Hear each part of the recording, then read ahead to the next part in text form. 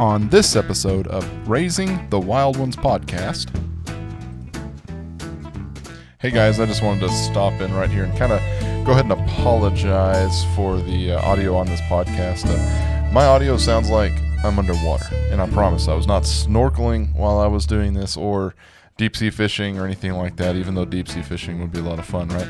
But it does, my audio here in this episode is pretty rough, and so I just wanted to go ahead and give you guys a heads up on this one. We tried to smooth it out as best as possible. You can still make out what I'm saying, but it's just not the best audio in the world. So if you would like to suffer through this episode, we're going to go ahead and post it up. Just because there's some stuff that we said in this that we thought some good stuff that we wanted to go ahead and get out. We will most likely re-record another episode on Noah here in the next couple weeks and do Noah 2.0, hopefully with my audio better. But I just wanted to jump in real quick and apologize and say, sorry guys, my audio is rough, and hopefully you can make it through this episode, and I will catch you on the other end.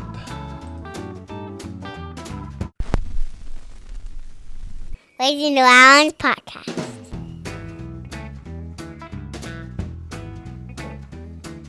Welcome to Raising the Wild Ones podcast. I'm Dustin, that's Caleb, and this is how we start the podcast. Is one of these days we'll figure this out, but you know what? You just got to suffer through it with us until we finally do figure it out, probably around episode 100 somewhere. Maybe, yeah. I don't know. We'll have a good opening. So, do we want to start with dad jokes, or do we want to do the recap, then dad jokes? Let's start with dad jokes. Okay. Let's hear your bad one. Okay, I got a bad one.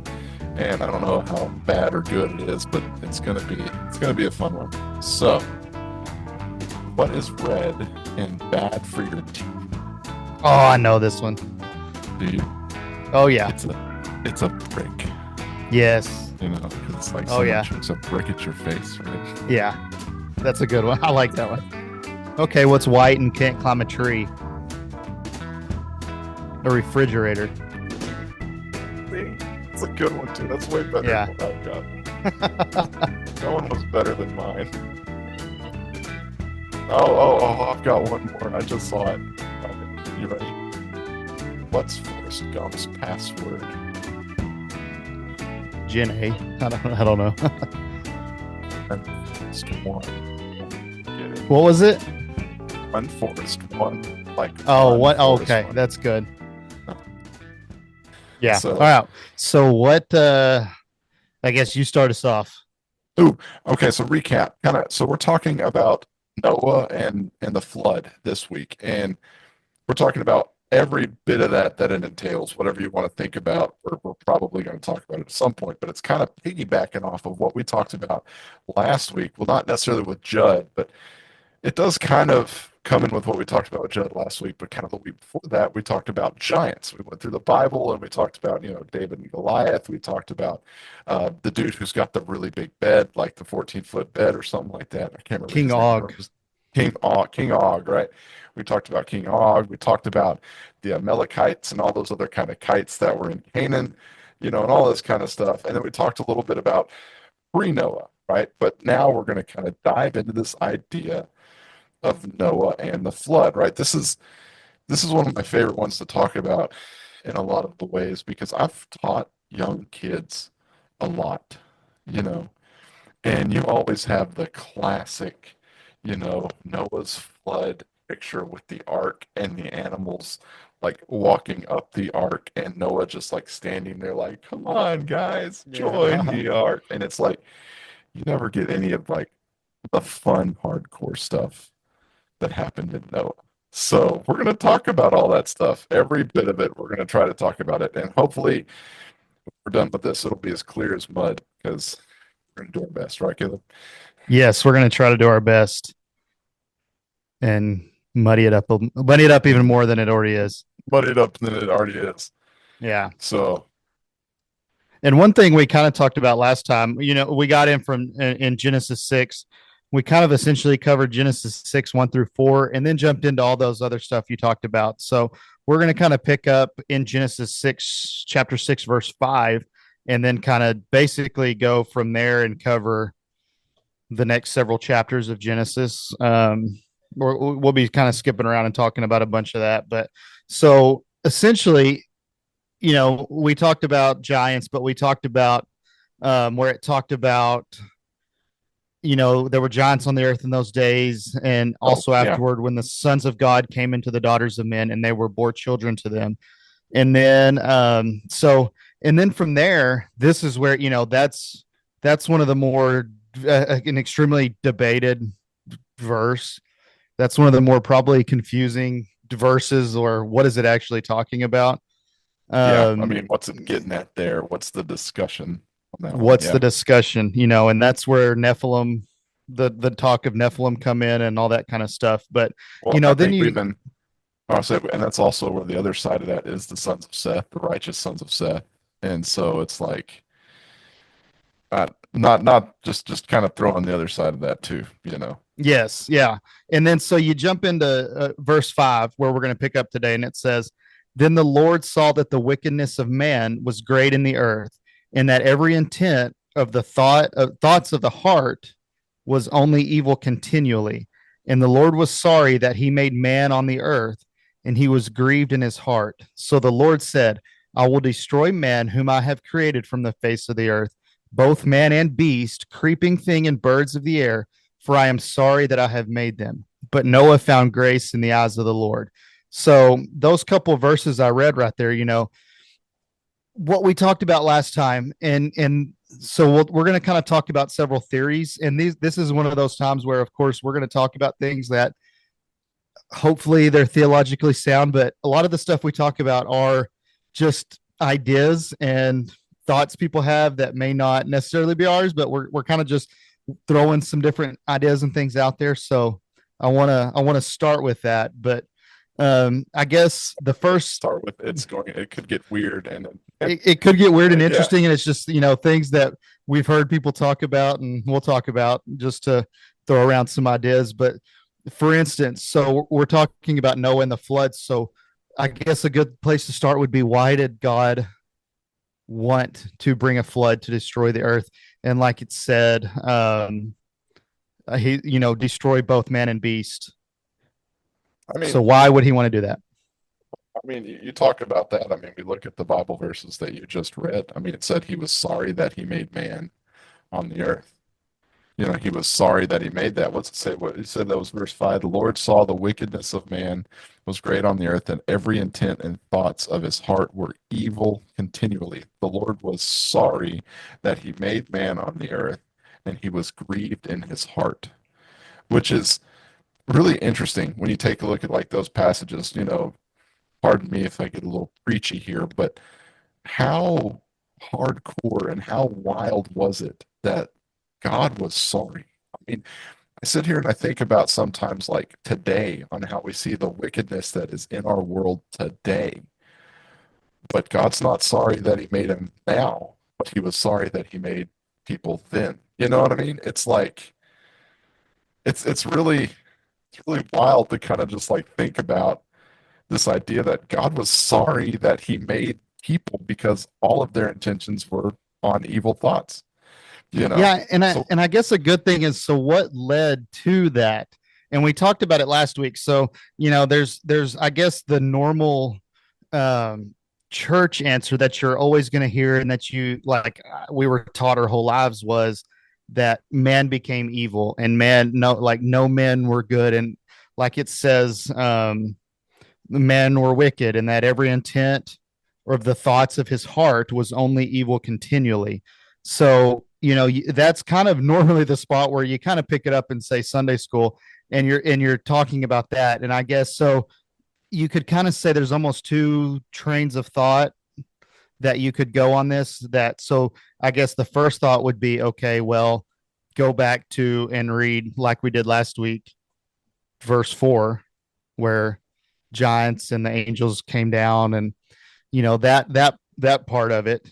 But then there's also the side of it where men were evil, and it was just, man's evil is why he wanted to flood the earth. So I guess those are two kind of prevailing theories of this is why the flood happened versus one versus the other. well, and I mean, you get into the idea of like, why did man become so evil? I mean, so quickly. And you can kind of think about it that way, because what, just a couple chapters earlier, right? We're talking about, uh, Adam and Eve getting kicked out of the garden. And then we've got Cain killing Abel just a little bit before this. And it's like, you can kind of see like the progression of man just becoming evil and evil in their thoughts. And then you throw into the whole idea of Nephilim, and especially with Noah, I think that a lot of people can like focus on the idea of the Nephilim and kind of get stuck on this. Well, it's the sons of God's fault. Like it's all their fault. And in all honesty, they play a big part into this. But it doesn't say that he flooded the earth because of them. It says that he flooded the earth because man's thoughts were evil. You know Yes. what I mean?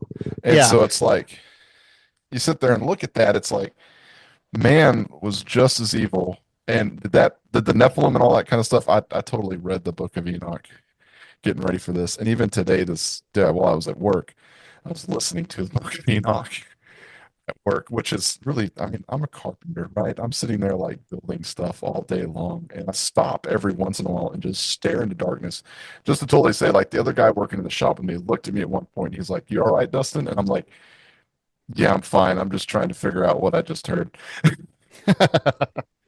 But it's like we can get so stuck on the whole process and idea of Nephilim and the giants, and yep, that's it. That's the reason right there. When the Bible says, I mean, in Genesis right here, it says that man was also evil. The thoughts of man were also evil. Yeah, and I do want to read. I'm going to jump over it real quick. I'm going to read just something to kind of throw into the mix here. Do it. Because to me, I've always kind of leaned to the whole. Jessica's walking through here. So you Hello. keep looking over to the Yeah. side. It's kind of great. Yeah. I've always leaned to the whole man was evil, and that's why, of course. But then you jump over to Second Peter. I'm going to look at chapter 2, verse Chapter 3 5. or 2, verse 5. Do it. Yeah, I know the one Yeah. you're talking about. Second Peter chapter 2, verse 5. And it says, "For if God did not spare the angels who sinned, but cast them down to hell and delivered them into chains of darkness to be reserved for judgment," which that could be a whole podcast in itself. But then you have, "and did not spare the ancient world, but saved Noah, one of 8 people, a preacher of righteousness, bringing in the flood on the world of the ungodly." So that doesn't necessarily say that he flooded the earth because of what the angels did, but he mixed, like, Peter is putting them in the same Category. in the same little category, and Yeah. those two verses kind of go together, and it's like God did not spare the angels who sinned, cast them down to hell, and did not spare the ancient world, but saved Noah, in kind of almost the same sentence there. The same. I mean that's a good way to put it too, though, because it's like you got a whole different dynamic coming into this story of Noah, right? I was about to make a joke about they're all in the same boat, but they're not Noah's boat because Noah survived, right? Yeah. It's just, I don't know.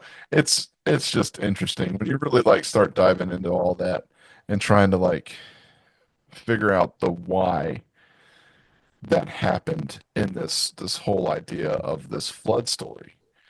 And then you kind of step back and you put it in perspective on today and how things look today. It's like whatever was happening there.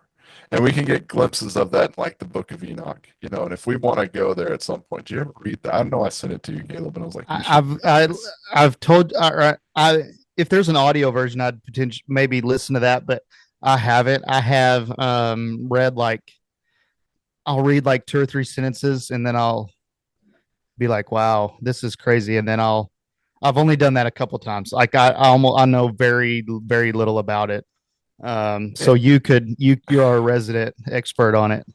And as your resident expert, I'll say I'm doing my best here. We'll bring Joel at some point. Joel's going to come and talk about this. He's my Hebrew buddy. He's the guy who knows Hebrew.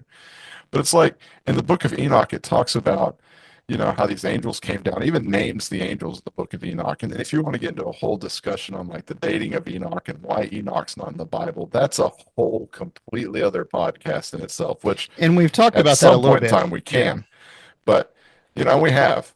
and I don't. It's weird, and I found out a lot of it today. So because I decided to listen straight through the Book of Enoch, all three, five, six. There's like the Book of the Watchers, the Book of the Parables, and then it gets wild and weird. And the thought is that the Book of the Watchers and the Book of the Parables are old times, pre-Jesus is when they were written. But the other three, it's kind of debatable on when they were written. And I'm not gonna say something because if I continue on down this line, I may say something that's like, someone else is gonna come back. Well, now Dustin is probably be Dr. Burton. He'll probably be like, Dustin, I heard your podcast and you said something and you were wrong. And I'll be like, okay, I was wrong. My bad. But it's like in the Book of Enoch, it like names the angels and it talks about how they want to come down and they see the daughters of men. And it's like they implicate themselves together. It's like, we need to do this, but we need to sign a contract. So we're all going to get in trouble together. So it's like they knew it was bad going into it. And then it even talks about in the Book of Enoch, these certain angels gave gifts and taught man how to do things like metallurgy, taught man how to make shields, swords, breastplates, taught man how to not farm fields, but you know, uh, the roots, cutting of the roots, pharmacology, pharmacy, like all of these sorts of things. And so like these angels of the Lord that came down, they're the ones that taught man these things. And then you get like the Nephilim and the sons of God, having relations with the women, all that kind of stuff, and having kids, giant kids, and then it blows up from there, right? And even like Yeah. I've heard it said talk about like the giants were just so corrupt that at some point they started like just destroying people because they were so corrupt. And it's like we see this picture here, and then to kind of throw another whole cog in the wheel. If you jump all the way back in the New Testament, they talk about when the end times come, we're going to return to the days of Noah. It's like, oh my goodness, if you stop and you sit there and you think about how bad the days of Noah are, and that in the end times we may return to the days of Noah, it's like, what in the world's going to happen? How's that going to work? And maybe that's a topic we're also going to talk to a guy probably the next couple of weeks about the end times, and I'm totally going to ask him that question. I'm going to Yeah. ask him about that. You know, got a whole list of questions for him. And then which I'm assuming some of this thought comes from the Book of Enoch because there's a lot of theories that like a lot of, and we talked a little bit about it with Dr. Burton last time, that but a lot of those, there's a lot of these cultures have these tales where somebody comes in and teaches them these crazy, like this Yeah. crazy technology, and brings technology or whatever, and then disappears, and then that's the god that they worship. So there which, like us, like we said, the Aztecs, and kind of going off of that, all these different cultures that have those, but also have flood narratives like the Aztecs, the Mayans, Gilgamesh over in Mesopotamia, the Greeks, all over the world. Basically, there's these flood narratives, and then sometime after the flood, these people come in and basically bring this knowledge that helps, like you said, teaches them all these different Well, things. and even that, when you start talking like Nephilim and giants and stuff, you start getting in the old idea of that if that happens after the flood, then you got the whole Yes. thought of like the second incursion. Did they do it again around the Tower of Babel?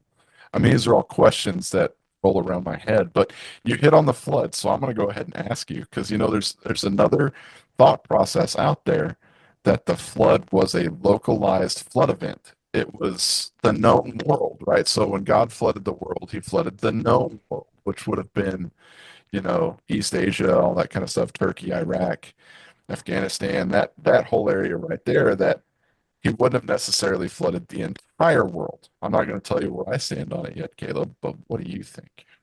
I'll say this. Basically, when I read through the Bible, read the Noah story, the flood narrative, and then you even skip into the New Testament, which we read just a little bit earlier. But when you skip into the New Testament and read some of but basically, whenever you read the flood narrative, in my mind, I never even considered a localized flood. Um, it says, he says, which we already read, I will destroy man whom I have created from the face of the earth. That doesn't say I'm going to destroy man from the Middle East, Yeah, yeah, yeah, yeah, which yeah. which which also kind of gets into, before the flood, was it the world could have potentially looked a lot different than it does today as far as continents and things, but that's a different topic. But so as I read through it, I never Talk about thought Pangea, Caleb. Is Pangea. that That's what what it's I'm talking about. called? Yeah. Pangea, is that Yes, what it is? Pangea. Pangea. Yes. Yeah, I couldn't think of it. So yeah, that's but I never even thought about that for a long time. And then eventually you hear, well, maybe localized floods. So I don't know if it's like a Hebrew, like which we're gonna have maybe. You said Joel come on, which he's a Hebrew guy. I don't know if it's a Hebrew, like they can look at that and maybe the word can mean certain thing. I don't know, but Certain thing, something like that. when I read it, I read global flood. So in my mind, I've always assumed global flood. Well, What do and you think? you know, I kind of wonder, why does it have to just be a flood? I mean, because so when we talk about the flood, right? Are we we're over here in chapter 7 now. It says, and then the Lord said to Noah, enter the ark and all your household, for you alone I have seen to be righteous before man in this time. And so it talks about the clean animals. I'm trying to get where it talks about the actual flood, sons of clean animals and 600 nodes. That's way down here somewhere. The Novan hand. 15, See, not getting. 16. Is it 15 and 16? It says, so then they Well, went to the 16, ark, and 17. is it the part where it's talking about like what actually happens? Well, so 17. Now the flood was Oh, on the earth 40 days. The waters the increased and flood lifted up the ark. came. Yep, the flood came upon the earth 40 days, and the water increased and lifted up the ark, so it rose above the earth. The water prevailed and increased greatly upon the earth, and the ark floated on the surface of the water. See, well, I'm trying to read. There's a spot where it So like says verse the 19. waters came up, right? Well, like Yeah, verse go ahead. 19, for instance, the waters prevailed exceedingly on the earth, not in this little area, on the earth, and all the high hills under the whole heaven were covered. Yeah. So it says the waters prevailed 15 cubits upward, and mountains were covered. All Well, I the mean, you fish died, go. all the flesh died that moved on the earth, birds and cattle and beasts and every creeping thing that creeps on the earth, and every man, all those whose nostrils was the breath of the spirit of life, all that was on dry land died. So he Okay, destroyed so all living things which were on the face of the ground, both man and cattle, creeping thing and bird of the air. They were destroyed from the earth. Only Noah and those who were with him in the ark remained alive, and the waters prevailed on the earth 150 days. 50 days. So Well, I what highlighted earth. you highlighted Earth. Yeah. Yeah. Well, and the thing that I think about when it comes to this is I thought, which maybe I'm wrong or maybe I've found it in a different spot, but I thought there was a place where it talked about the rain fell from the heavens and then also came up from the ground. And so, but maybe I was totally mistaken there because And you're what's the thing? The well, fancy like word for the comet coming down and like go back. So in 11, is in the 11. 600th year of Noah's life, in the second month, the 17th day of the month, on that day, all the fountains All of the the great fountains. deep were Okay, broken up, and the windows of heaven were opened, and the rain was on the earth 40 days and 40 nights. okay. So it says fountains of the great deep, yeah. And so like to me, why does the flood have to be just solely water? You know, why does it have to be just a whole bunch of rain? Could it not also be like the fact of what I mean, we look at like archaeological events and they talk about the extinction of the dinosaurs. There's a fancy word for it. It's a something something event. Lindsay, do you know the word? Sorry, she's right across and I just pointed at her. She has no idea what it is. I put her on the spot. What's the name of the thing, the comet when it blew up the dinosaurs? It's a fancy word. Lesser Dryas event, right? Is that what it's called? I don't That's know. that's a that's an event for sure. I just I said don't it. remember what that was. Yeah. Okay, so if you're listening to this podcast and I said the wrong event, just let me know. And Lindsay's actually fact checking me right now. Oh, So, but that's it's like perfect. this this event, and like we think about the event and like the archaeological timeline, and it's like, well, that's the thing that killed out all the dinosaurs. It's like, well, okay, so maybe I'm wrong. KT extinction, I don't know.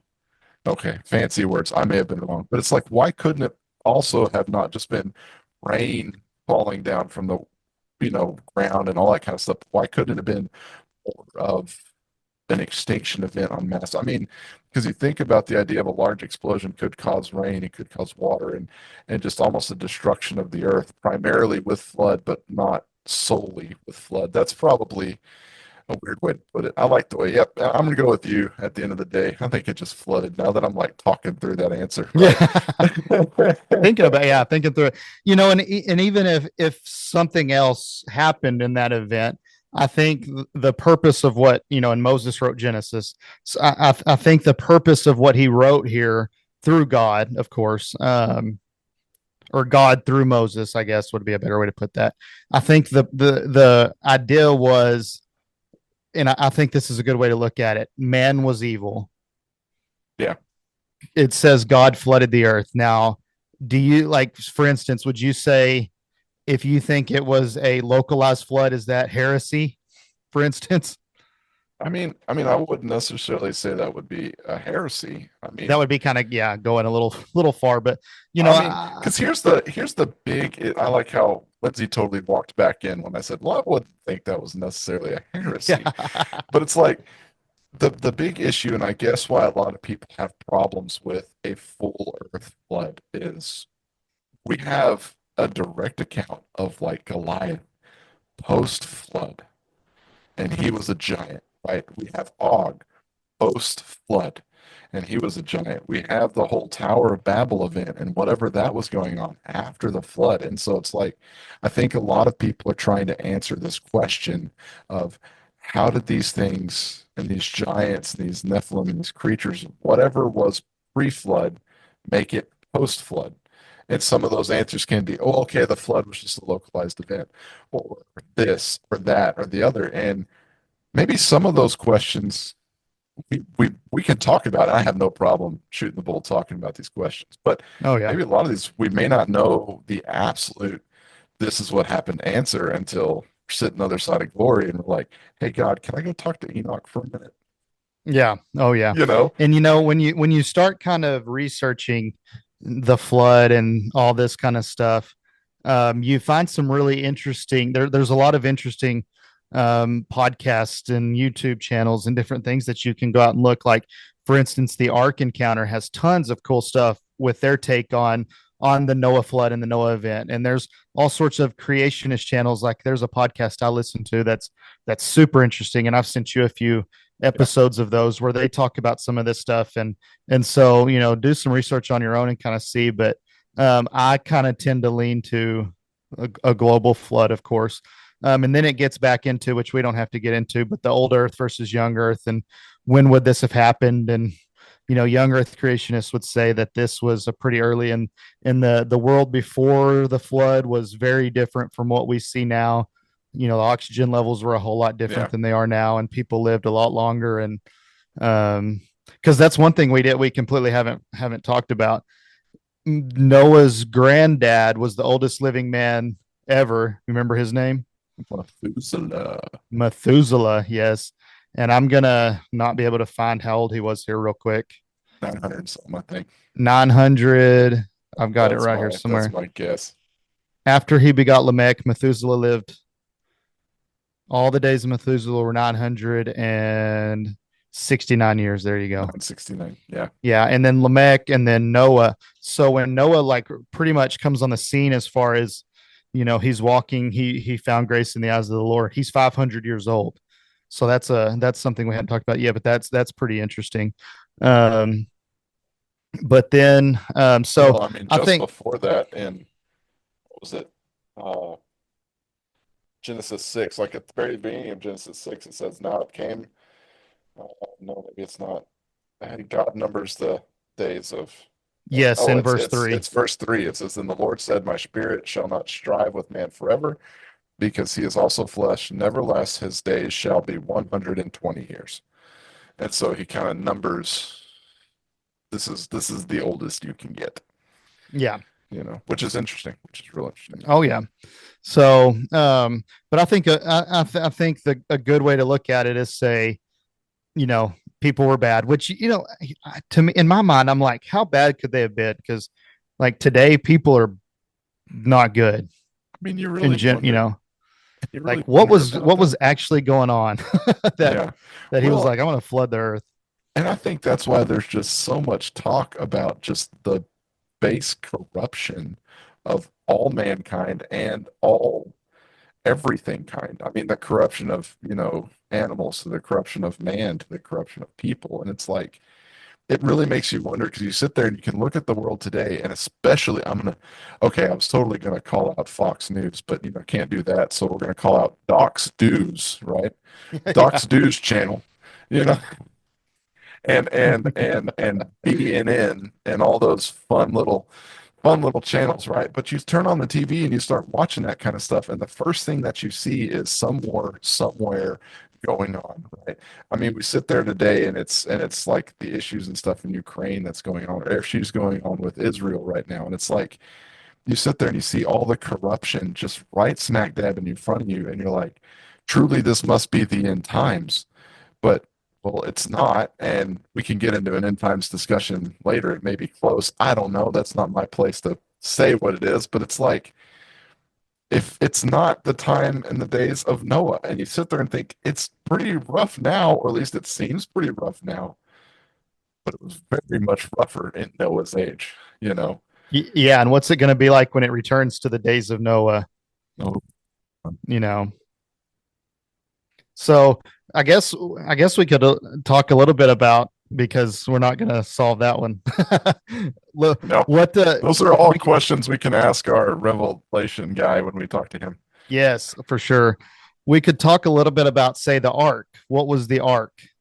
Ooh, yeah, yeah, yeah. Because that's a fun topic. So what does it say that we can go back and we can kind of talk about what the ark was made out of? What do you remember off the top of your head? What kind of wood the ark was made out of? I'm The ark, gopher wood.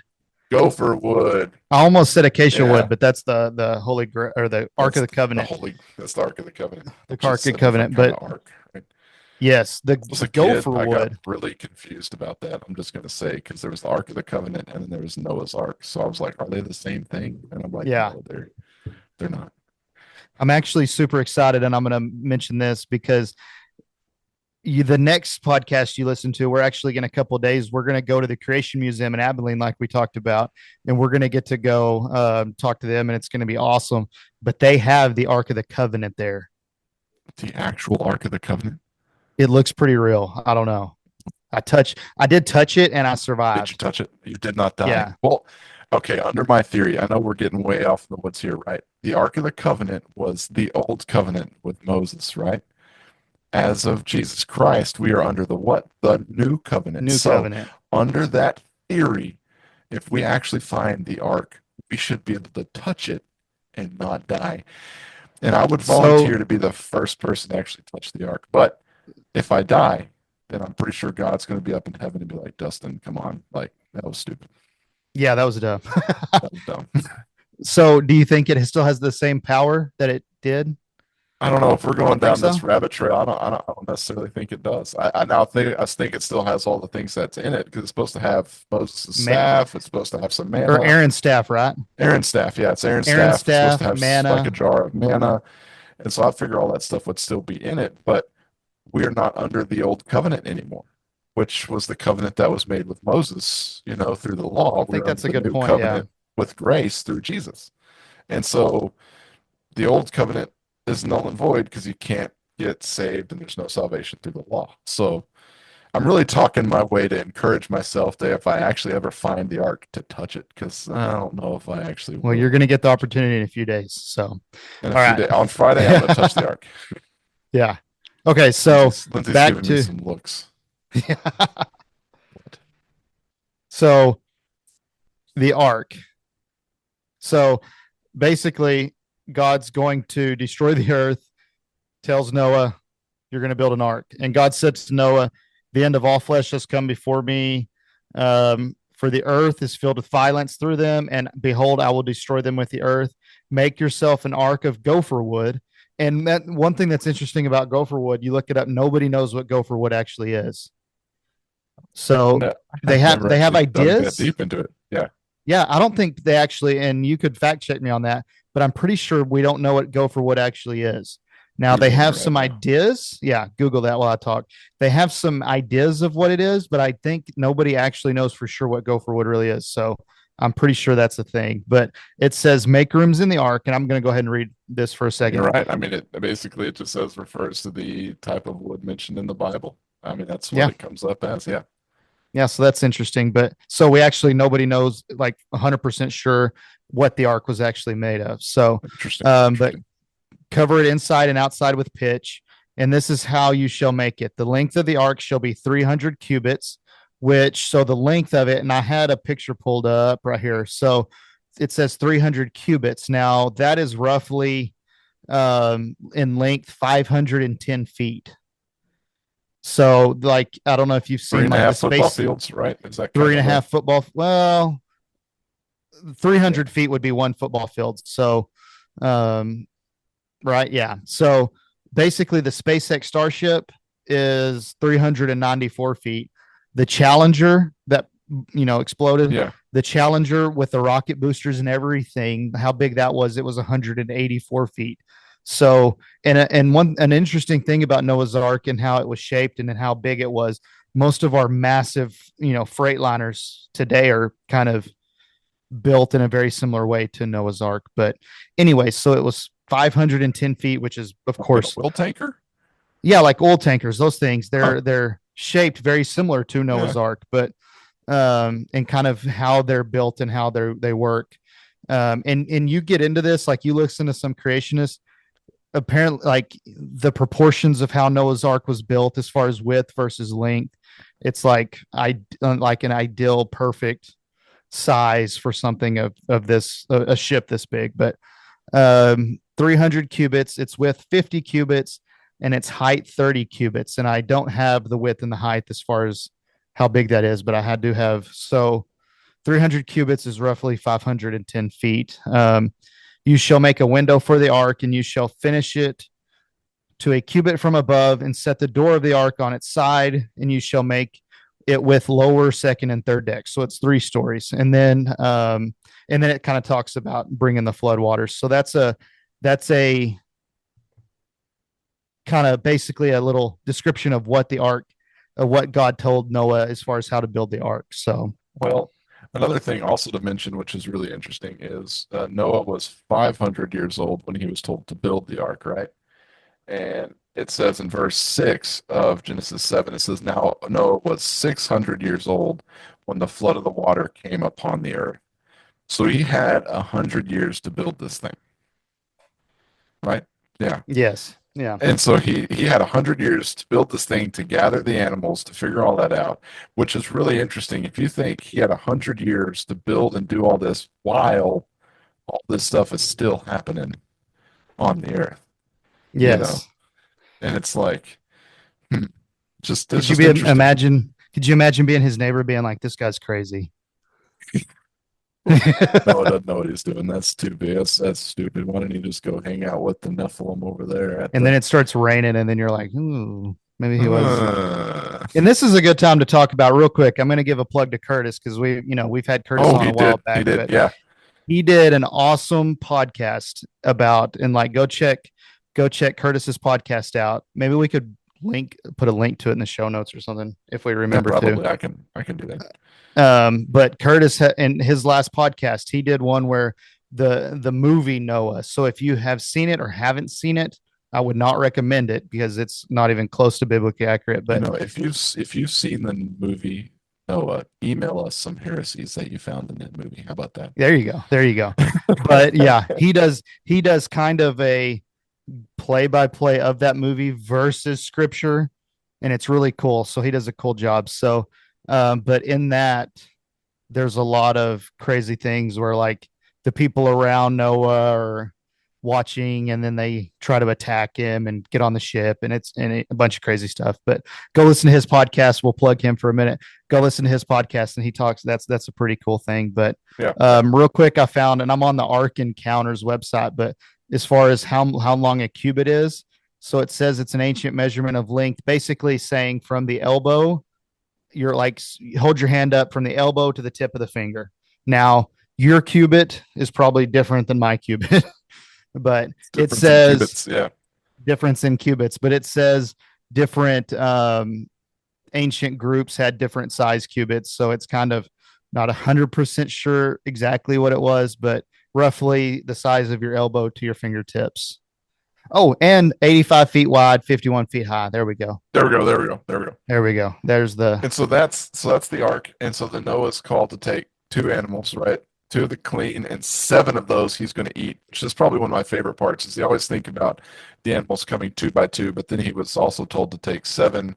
And in verse 3, it says, also of the birds of the sky by sevens, male and female, to keep offsprings alive on the face of all the earth. Because they got to eat something while they're in the ark, just throwing Oh, it yeah. out there. And then, You know. people, and this is one of the things I think people that secular people try to say a good read, like talking about the animals. This is kind of a point of contention with people saying there's no way he could have gotten two of every kind of animal on the earth. But if you read it, it's like two of each kind, like of the birds after their kind, of animals after their kind, and of every creeping things of the earth after its kind. So like you look at that and you could say, well, okay, dogs like of their kind. So I'm not So you're saying like saying that there's only two dogs. There wasn't two basset hounds, two Labradors, two Chihuahuas. exactly There two, wasn't like two two of weenie each. dogs. Two weenie dogs. Oh, I could see Those two wouldn't weenie take up a dogs whole lot of running around space the ark. though. Yeah, that was. What if it was just two weenie dogs? That's how it started right there. Just two Yeah. weenie dogs running around the ark. I could see it being like wolves or something, but I don't know about Cool weenie dog. dogs. It's probably cool dogs. It probably wasn't weenie dogs or Chihuahuas. I could see it being golden retrievers, just two golden. Two golden retrievers sitting there the Yeah. whole time. Labradors. Yeah. Yeah. So, but that's one thing that, and it doesn't take very long, for animals of their kind to split off. But I think that's kind of a thought where of its kind. So it doesn't necessarily mean, like we said, two wiener dogs. It could be two of some type of dogs, and then antelope, Same two thing, antelope yeah. that eventually, yeah. So that's kind of a thought that I've found where you don't have to put two of every type of animal on the earth, but you have two of its kind, like two elephants that then eventually become African elephants and different kind of elephants. Yeah. Yeah. But so what about dinosaurs? Were dinosaurs on the ark? Oh man, that's a fun one to talk. We talked a little bit about that one with that first episode that we did with Judd, Yes. and and his thought was, and I'm just going to reiterate what he said because I'll be honest, Dustin's still trying to really think through and figure this one out. His thought was that there are some of the dinosaurs, like the super aggressive types of dinosaurs, like the Velociraptor and the T-Rexes. Those dinosaurs were messed with by the sons of God, so they were, horrible creation, thus destroyed in the flood. And so, okay, was that all of the dinosaurs? Or the other thought is where I think is maybe some dinosaurs were put on the ark, and then at the end of the day, they were hunted to extinction. I mean, that's another good way to put it because there's a spot in where is it? Is it in Glenrose that there's dinosaur footprints and human footprints like right next to each other, right? Yes, together. Yeah, that- in rock. In the Yeah. You can go. It's at the Creation Museum in Glenrose, which I've seen a Yeah. picture of it. I haven't actually seen it, but yeah, you can go look at that. Yeah. And so it's like, okay, we've got like dinosaurs and man walking at the same time. Well, who's to say that man at some point didn't just hunt them to extinction, thus maybe possibly after the flood, right? I mean, you want to get really weird? Do you want me to get really weird, Caleb? Do it. Almost every culture has a story of a dragon around the Middle Ages, right? I mean, you've got the Chinese culture has dragons, you got the medieval culture has dragons. And to become a knight in like ancient tales of like King Arthur and Knight of Round Table, their job was they had to go slay a dragon. And so it's like, well, okay, does that mean dragons existed? Quite possibly dragons existed, and then they were thus hunted to extinction by the knights of old, right? And so it's like, could you start looking at that? It's like a lot of these different cultures have these tales of these dinosaur-like creatures who were hunted to extinction for almost the sole fact of to prove your mettle as a warrior. Which, and I'll bring up Yeah. and you'll see an example of this at the Creation Museum, but the Ica stones we've talked about on here yeah. before, where it's like stones like ancient in South America. I don't remember if it was the Incas or who it was, but some of the ancient cultures down there had stones where they like made actual drawings of like I'm looking at a triceratops on a rock, Yeah. like, and then there's a long neck, I don't know what, like brachiosaurus or brontosaurus or something, but like there's evidence of people and drawing these things that they should not have known what they were. So, yeah. Yeah. I mean, it's an interesting thing to So think about. So, well, I just totally looked at the time, and we're getting close to our end of time here. But there's one thing I wanted to ask you, right? what's that? Where was Noah's Ark? Where did it land, right? Do you remember where it landed? Yes, Mount Ararat. And do you think we'll ever find remnants of Noah's Ark? As old as it was, I think we'd have a hard time actually ever finding something. But there's supposedly, like, there is on Mount Ararat, they have actually found what they think could potentially be Noah's Ark. But it's, I don't know. It would be awesome to find it or find cool. something that matches the description of it. But honestly, I don't know. I don't know. Do you think they'll ever find it? I don't know. It's a fun one to kind of think about and talk about because it's like, right, we got the end of the flood, right? God gave the rainbow as a sign that he's not going to flood the earth again. And then it comes to rest on Mount Ararat. And it's like, okay, so we have in the Bible where it is, and we know where the mountain is. And so it kind of makes you wonder because what Judd said the other day, that kind of like, who knows what they found at Globekli Tepe? If they found it, would they even tell us they found it? I mean, I don't know. It really makes you kind of wonder and think about these biblical things. And the other thing to think about is, okay, say they do find Noah's Ark, and then all of a sudden we've got another piece of evidence to prove that the Old Testament is real. Would that change people's opinion on the Bible? Or people would just shake their head and be like, you know. I think most people would be like, yeah. Most people probably wouldn't believe it, honestly. Wouldn't believe it. Yeah, I think most people wouldn't believe it actually was. Hey, you're on spring break this week, right? Yes, we are. You want to go to Mount Ararat tomorrow and try to find Noah's Ark? Let's do it. Okay. Let's do it. Lindsay is going to financially fund us here. She's going to be our backer. Perfect. We're going to go. We're going to go to Mount Ararat. We're going to spend the remainder of spring break looking for Noah's Ark. Yeah. So I guess we can end this real quick. I'll kind of end with my thoughts on basically Noah and the just real quick generalization of the flood and kind of what we can take from it. So man was bad, but Noah found grace in the eyes of the Lord. And I want to read Hebrews 11, verse 7. Actually, I'll read verse 6 and 7 because 6 was actually, I'll skip to verse 5 real quick because it includes Enoch. So I'm in Hebrews 11, 5 through 7. So it says, and if you want to read a really cool chapter, go to Hebrews chapter 11. It's about all these different people in the Old Testament and having the faith they had in God. So it's a really cool chapter, but I'll read starting in 5. So by faith, Enoch was taken away so that he did not see death, because Enoch was the one who walked with God and God took him, didn't die, and was not found because God had taken him away. For before he was taken, he had this testimony that he had pleased God. But without faith, it is impossible to please him. For he who comes to God must believe that he is, and that he is a rewarder of those who diligently seek him.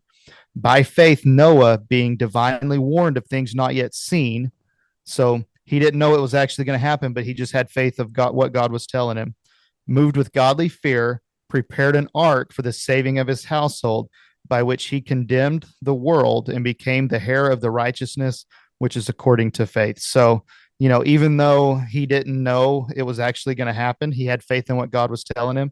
He listened to God. He walked with God, and God saw him and saw that he was righteous. And he had faith in what God was telling him. And he didn't. He could have just as easily said, "You know what? I'm not doing this. He's not going to flood the earth." And God may have. I don't know if he'd have found somebody else or what. But Noah had faith and listened to God and followed God and did what he was supposed to do. I mean, and kind of to bring that full circle, I mean, that's just like what we're supposed to do. We're called to have faith that Jesus Christ is our Lord and Savior, and it's like we have faith through him. And that's why we do what we do. That's even like why we do what we do on this podcast, right? We talk Oh, about for the sure. weird stuff, right? Oh yeah, Weird stuff's cool, but at the end of the day, it's about Jesus, you know. yes, oh for sure. And if we're completely wrong on this, if we, if it was a global flood, if it was a localized flood, if Nephilim, if it was the sons of Seth, if it was Nephilim, those are all minor things in comparison to having faith in God and trusting in Jesus and all those kind of things. So it's all the good stuff. So you've heard it here that when Dustin gets to heaven, go have a talk with Enoch right away. Bam. Like, hey bro, what's going on there? Maybe I'll take that back. I think it'd be cool to sit down and like have some coffee with Moses or Jonah. I mean, that's one we could talk. We could talk about Jonah and the whales. Pretty cool too, right?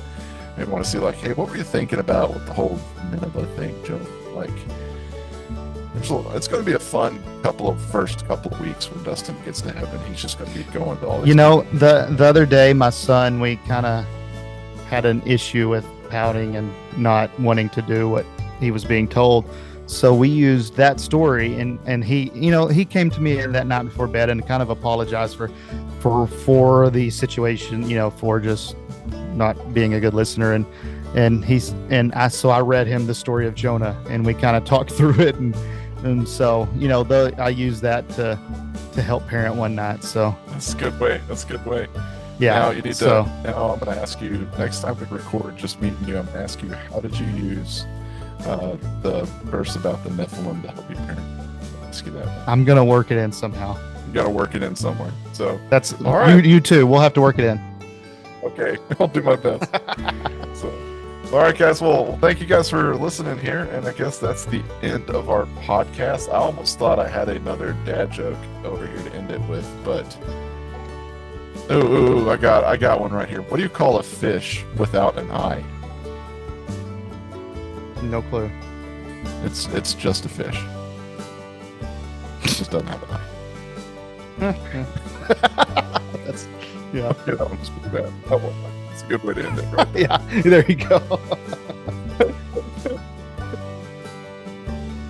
Thank you guys for listening to Raising the Wild Ones podcast. Once again, I just kind of want to apologize for that audio in this last episode. It was pretty bad. We can just all be honest with each other right now, and it was pretty rough. And so me as a sound guy, man, it just kind of drove me nuts throwing this one out there. But there's some good stuff in there. So, but please like and share the podcast episode. Maybe one of our other ones where the audio is a little bit better. But hey, like and share the podcast. Tell everybody what you think of us and all that kind of fun stuff. Drop us a line at raisingwildonespodcast@gmail.com. If you have any ideas for episodes or stuff like that, just let us know. We're excited for some of the interviews and stuff to come, and we're excited to talk to you guys about this stuff. So hope you guys enjoyed this episode regardless of the cruddy audio, and just find us on Facebook, Instagram, all that kind of fun stuff, and let us know what you think. And now I'm going to pitch it over to Caleb. He's going to tell us a little bit about Patreon.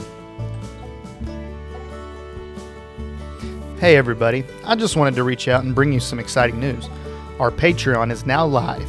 Patreon is a way to support this podcast so we can keep it going. For $6 a month, which is the cost of a cup of coffee, you get exclusive content that is for members only. This includes special episodes, show notes, and early release of our upcoming episodes.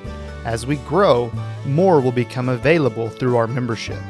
Another exciting thing is that we will donate $1 out of the $6 membership fee to missions. This money will go into the hands of missionaries on the ground doing the Lord's work. We are working on this and will hopefully have a podcast episode where we interview the missionary soon, so stay tuned for this. So go to patreon.com/Raising the Wild Ones podcast, or click on the link to our Patreon site in the show notes below. Thank you for supporting this podcast, and God bless.